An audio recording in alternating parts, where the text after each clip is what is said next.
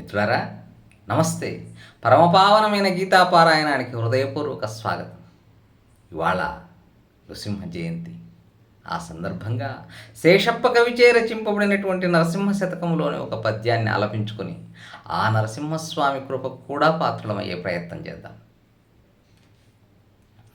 నీ మీద కీర్తనల్ నిత్యగానము చేసి రమ్యముందింప నారదుడగాను సావధానముగా నీ చరణ పంకజ సేవ సలిపి మెప్పింపంగ శబరిగాను బాల్యమప్పటి నుండి భక్తిని ఎందునగలుగను ప్రహ్లాద ఘనుడగాను ఘనముగా నీ మీద గ్రంథముల్ గల్పించి వినుతి సేయను వ్యాసమునిగాను సాధువును మూర్ఖమతి మనుష్యాధముడను హీనుడను జుమ్మి నీవు నన్నేలుకొనుము భూషణ వికాస శ్రీధర్మపుర నివాస దుష్ట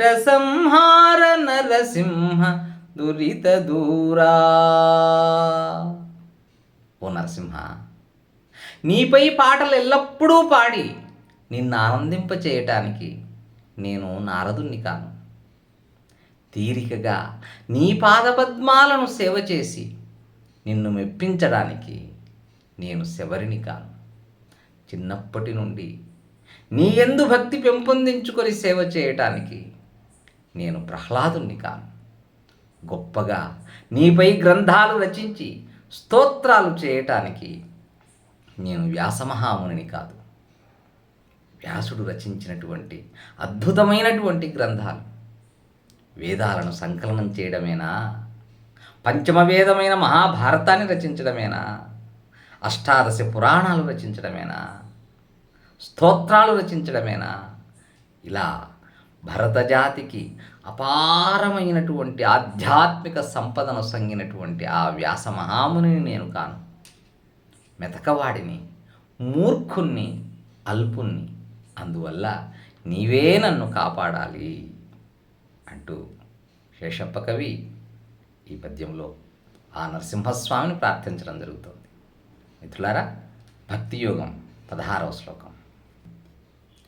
అనపేక్ష శుచిర్దక్ష ఉదాసీనో గతవ్యధః సర్వారంభ పరిత్యాగి యో మద్భక్తః సమే ప్రియః.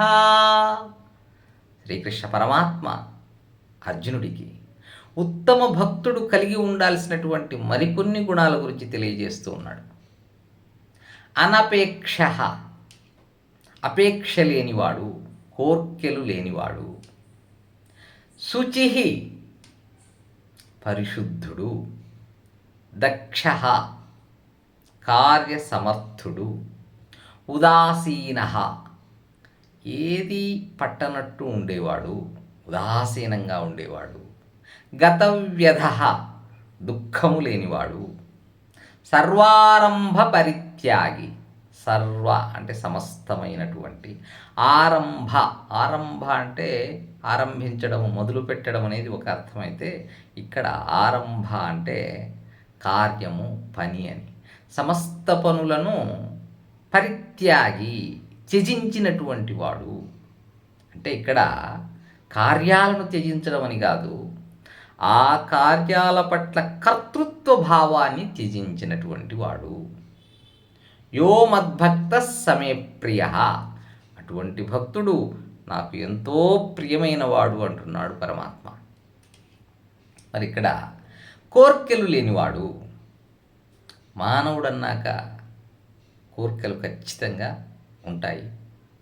కోర్కెల వల్లనే ఆ కోర్కెలు సాధిస్తూ మానవుడు ఎదుగుతాడని కూడా చెప్పుకుంటాం.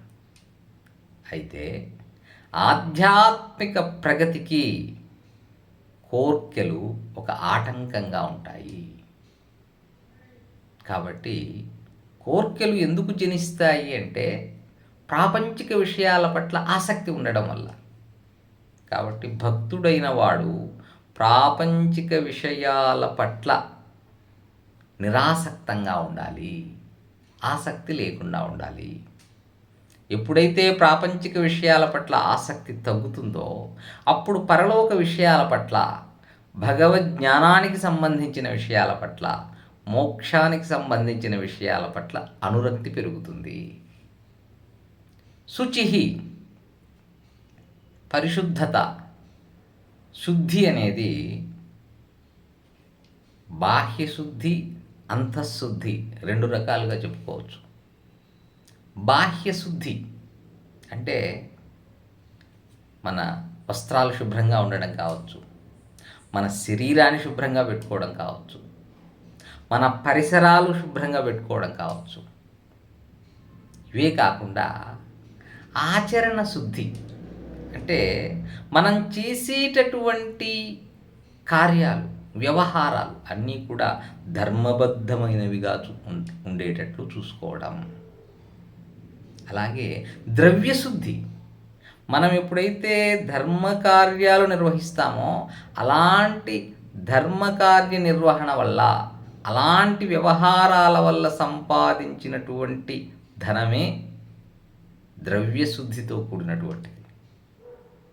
ఆహార శుద్ధి, ఎప్పుడైతే మనం ధర్మ మార్గంలో ధనాన్ని సంపాదిస్తామో ఆ ధనంతో సంపాదించిన ఆహారాన్ని స్వీకరిస్తే అది ఆహార శుద్ధి. కాబట్టి ఆచరణ శుద్ధి, ద్రవ్యశుద్ధి, ఆహార శుద్ధి, అలాగే ఈ శరీరాన్ని పరిశుద్ధమైనటువంటి జలంతో శుద్ధి చేసుకోవటం, శుభ్రమైనటువంటి వస్త్రాలు ధరించడం, ఇదంతా కూడా బాహ్య శుద్ధి కిందికి వస్తుంది. మరి అంతఃశుద్ధి అంటే మన అంతరంగంలో మలినాలు లేకుండా చేసుకోవటం. కామ, క్రోధ, లోభ, మోహ, మద, మాత్సర్యాలనేటటువంటి అరిషడ్వర్గరహితంగా మనసును ఉంచుకోవటం. దుష్ట స్వభావాలు, మోసం, ఇలాంటి గుణాలు ఏవీ లేకుండా మనసును ఎప్పుడైతే మనం శుద్ధిగా ఉంచుకుంటామో అది అంతఃశుద్ధి. ఇలా బాహ్య అభ్యంతర శుద్ధి, బాహ్యంగానూ శుద్ధిగా ఉండాలి, అంతరంగంలోనూ శుద్ధిగా ఉండాలి. అలాంటి శుద్ధి కలిగి ఉన్నవాడు శుచిహి, శుద్ధంగా ఉండేటటువంటి భక్తుడు. ఉదాసీనత అంటే ఏది పట్టించుకోకుండా ఉండడాన్ని మనం ఉదాసీనత అంటాం. అయితే ఇక్కడ పక్షపాతరహితంగా ఉండటం. ఇప్పుడు సాధారణంగా మన వద్దకు ఏదో సమస్య తీసుకునే ఇద్దరు వ్యక్తులు వస్తే మన ఆలోచన విధానం ఎట్లా ఉంటుందంటే ధర్మబద్ధంగా, న్యాయబద్ధంగా తీర్పు చెప్పేటట్లు ఉండదు. వచ్చిన వాడిలో ఎవడి వల్ల మనకు ప్రయోజనం ఉంటుంది, లేదా ఎవడు మనకు ఏదైనా ప్రయోజనంగా ఉంటాడా, అలాంటి స్వభావం కాకుండా పక్షపాతరహితంగా ఏది న్యాయమో, ఏది ధర్మమో ఆ విధంగానే చెప్పగలిగేటటువంటి స్థితి, నిష్పక్షపాతంగా. అలాంటి స్థితిని కూడా మనం ఉదాసీనత అంటాం. అలాగే తటస్థంగా ఉండడం. ఉదాసీనత అంటే ఎటువైపు మొగ్గు చూపకుండా తటస్థంగా ఉండడాన్ని కూడా ఉదాసీనత అంటాం. ఇది భక్తుడికి ఉండాల్సిన ఒక లక్షణం. గతవ్యధ, దుఃఖం లేకుండా ఉండడం. ఎప్పుడైతే మనం సంపూర్ణంగా భగవంతునికి శరణాగతి చేస్తామో అప్పుడు ఇక మనకు భయం కానీ, దుఃఖం కానీ ఏవి ఉండవు.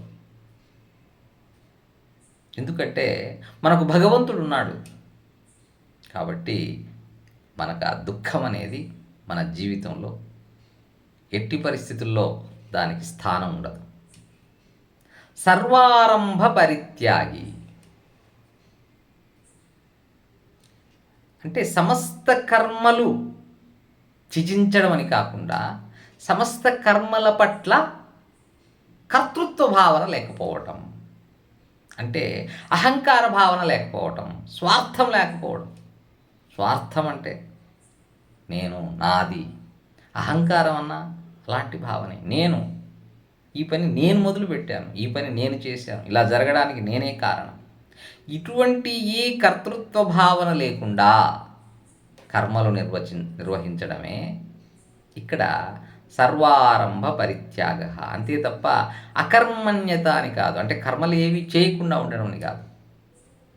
కర్మలు చేసినప్పటికీ కర్తృత్వ భావం లేకుండా ఉండడం, సమస్త కార్యముల పట్ల కర్తృత్వ భావం లేకుండా ఉండటమే సర్వారంభ పరిత్యాగ అంట. మరి ఇలాంటి సద్గుణాలు కలిగి ఉన్నటువంటి భక్తుడే నాకు ఎంతో ప్రియతముడు అంటున్నాడు పరమాత్ముడు. కాబట్టి ప్రతి ఒక్కరం కూడా ఇలాంటి సద్గుణాల్ని మన జీవితంలో మనం ఆచరించగలిగినప్పుడు, అలవాటు చేసుకున్నప్పుడు ఆ భగవంతుడికి దగ్గరవుతాం. మోక్షాన్ని పొందడానికి మనం ఒక హక్కు, మోక్షాన్ని పొందడానికి ఒక అవకాశం మనకు దొరుకుతుంది. మిత్రులారా, ధన్యవాదాలు. శుభం భూయాత్. హరి ఓం తత్సత్.